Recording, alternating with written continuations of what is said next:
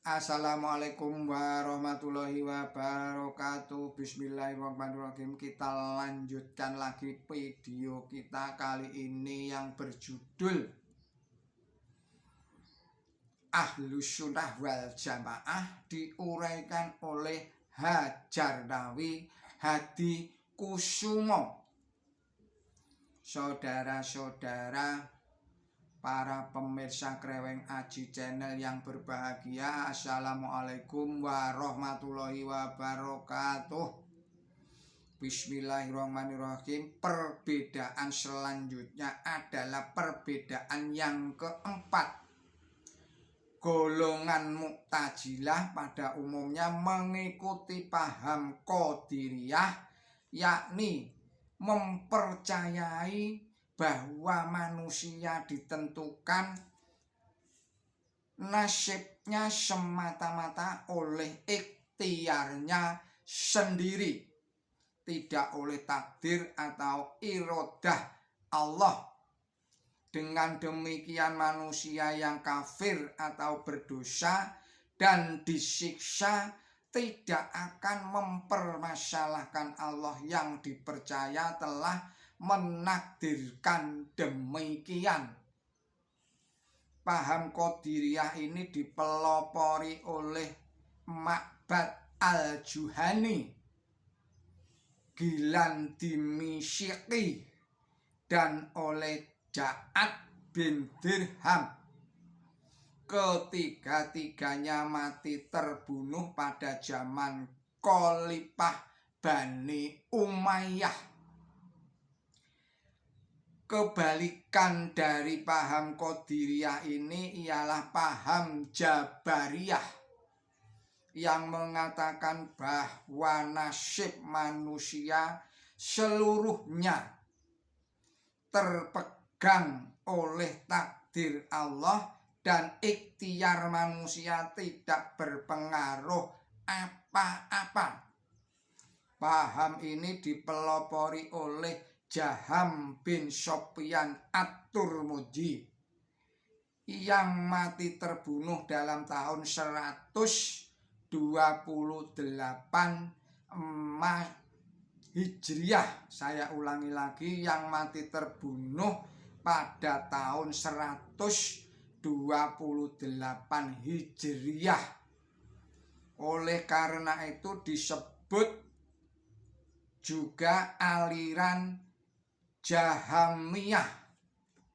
Saudara-saudara, para pemirsa Kreweng Aji yang berbahagia, maka Ahlus Sunnah wal Jamaah menentang paham Qadiriyah dan tidak setuju dengan paham Jabariyah, melainkan dapat dikatakan berada di tengah. Nasib manusia memang digenggam oleh takdir Allah, tetapi manusia tidak mengetahui takdir itu sebelum kejadian, dan manusia tidak mempunyai hak untuk berikhtiar. Di dalam rangka berikhtiar itulah Allah menurunkan petunjuknya melalui para rasulnya. Demikianlah sekedar contoh perbedaan paham antara Ahlul Sunnah wal Jamaah dengan golongan-golongan yang lainnya, yang ternyata paham Ahlus Sunnah wal Jamaah itu sama dengan kepercayaan umumnya umat Islam di Indonesia ini. Baik mereka yang merasa perlu menyatakan dirinya sebagai Ahlus Sunnah wal Jamaah, ataupun yang tidak menganggap perlu, ataupun mereka yang memandang tidak perlu membagi-bagi umat Islam kepada golongan-golongan yang demikian itu. Timbulnya golongan-golongan itu tidak di sini, dan mempunyai latar belakang sejarahnya masing-masing yang kadang-kadang dipengaruhi oleh persoalan politik. Saudara-saudara, para pemirsa Kereweng Aji Channel yang berbahagia, Ahlus Sunnah dalam masalah furu'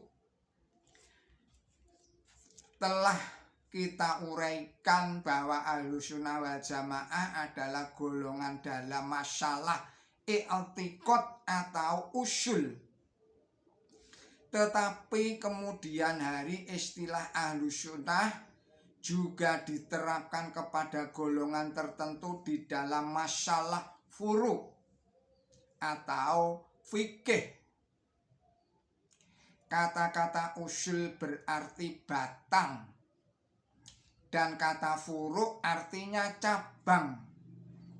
Ajaran yang menyangkut i'tiqad atau kepercayaan dimasukkan ke dalam masalah usul, sebab diibaratkan sebagai batang atau tiang agama.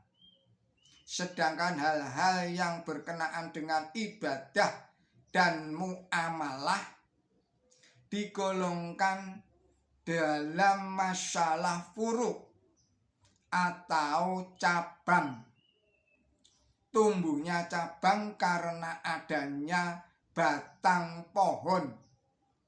Walaupun keduanya mutlak, namun kedudukan usul lebih penting daripada furu'. Sebab dari adanya imanlah timbulnya ibadah dan ketentuan hukum-hukum kemasyarakatan.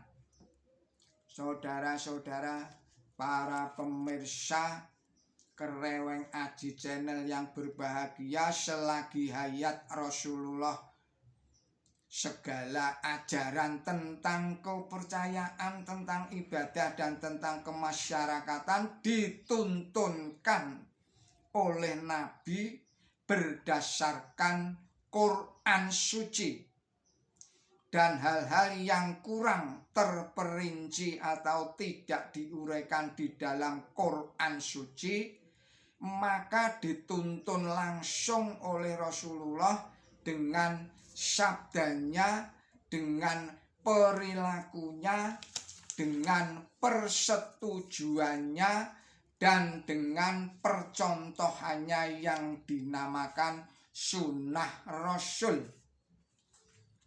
Dengan demikian, maka sumber agama Islam adalah kitab Allah dan sunnah Rasul.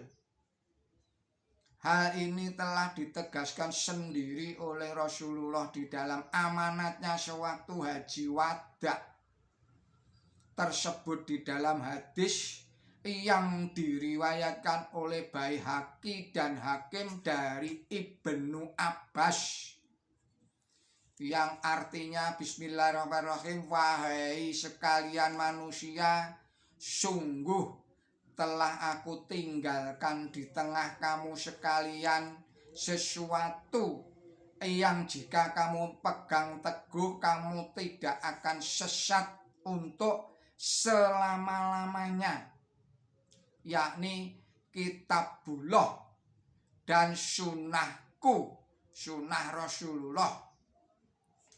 Penegasan Rasulullah Shallallahu Alaihi Wasallam tersebut di atas sesuai dengan firman Allah di dalam surat An-Nisa ayat 59 yang berbunyi bismillahirrahmanirrahim, maka bila kamu sekalian berselisih di dalam suatu perkara, kembalikanlah kepada Allah dan Rasul-Nya.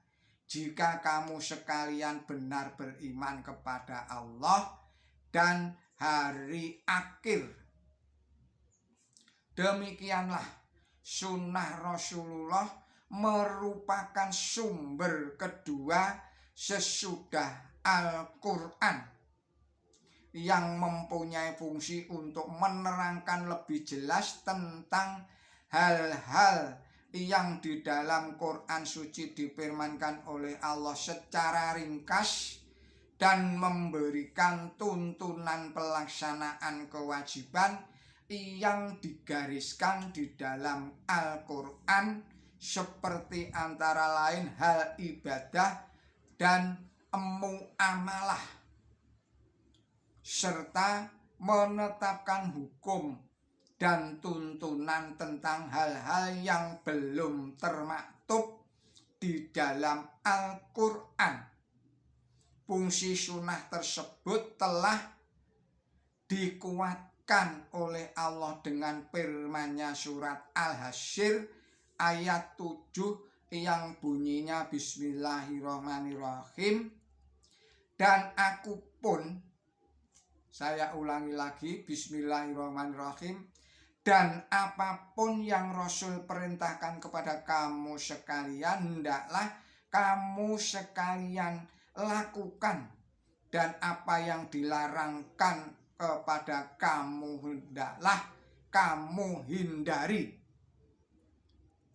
Oleh sebab itu kebanyakan ulama dan pengikutnya memegang teguh sunnah Rasul sebagai pedoman untuk memahami Al-Quran, untuk beribadah dan bermuamalah, serta landasan untuk menetapkan hukum, baik hukum ibadah maupun hukum muamalah. Saudara-saudara para pemirsa Kereweng Aji Channel yang berbahagia, kiranya kita cukupkan sekian dulu risalah ini. Kita sambung lagi pada video berikutnya. Mohon maaf atas segala kesalahan dan kekilapan saya di dalam menyampaikan risalah ini. Billahi taufik wal hidayah. Wassalamualaikum warahmatullahi wabarakatuh.